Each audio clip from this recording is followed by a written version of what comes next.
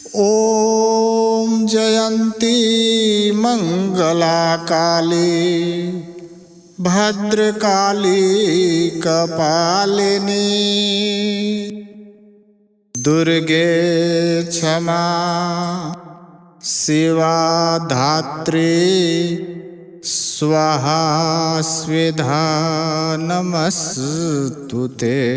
दनु के दो पुत्र आरंभ एवं क्रम्भ देवताओं के प्रकोप प्रभाव से क्रम्भ की मृत्यु हो गई। आरंभ तपस्या के बल पर असुर का सबसे बड़ा गुण जो रूप बदलने का होता है प्राप्त था।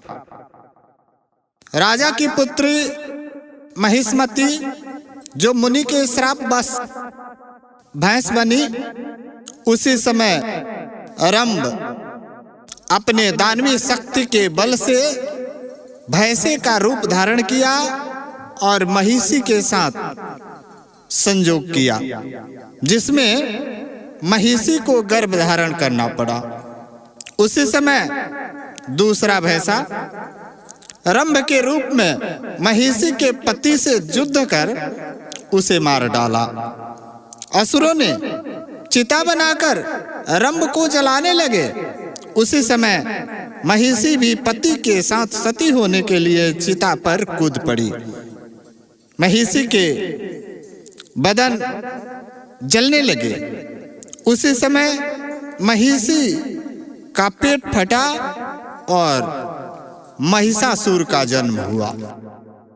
महिषासुर आरंभ का पुत्र था, इसलिए काफी शक्ति थी उसके शरीर में।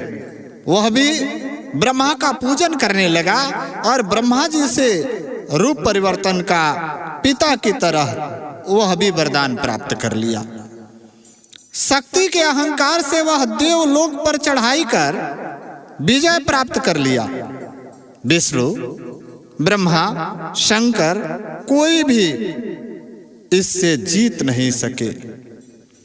इंद्रासन खोने के बाद देवताओं ने विचार कर अपनी अपनी शक्ति ज्योति को इकट्ठा कर एक शक्ति में परिवर्तित किया। देवताओं की शक्ति ज्योति से एक महान शक्ति वाली देवी की उत्पत्ति हुई, जिसे दुर्गा कहा जाने लगा। दुर्गा चालीसा के हिसाब से बताया जाता है कि दुर्गम काज धरा पर किन्हा, दुर्गम काज धरा पर किन्हा, दुर्गा नाम सकल जग लिन्हा। दुर्गा ने देवताओं की मन की इच्छा पूर्ण करने के लिए महिषासुर नामक असुर का वध की। देवी के उत्पन्न होने के पश्चात देवताओं ने अपने अपने अस्त्रों को भी देवी को प्रदान किए। सारे देवताओं के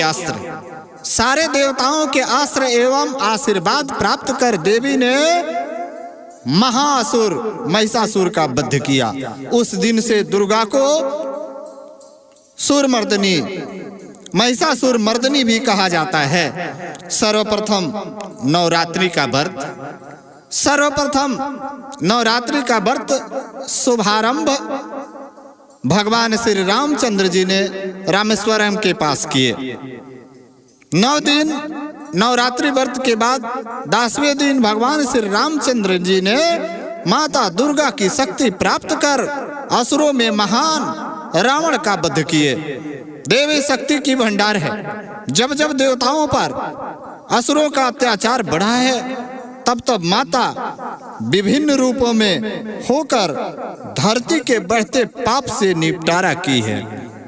देवी शक्ति का रूप देवी शक्ति का स्वरूप है। इसके पूजन स्वरूप असुरों का नाश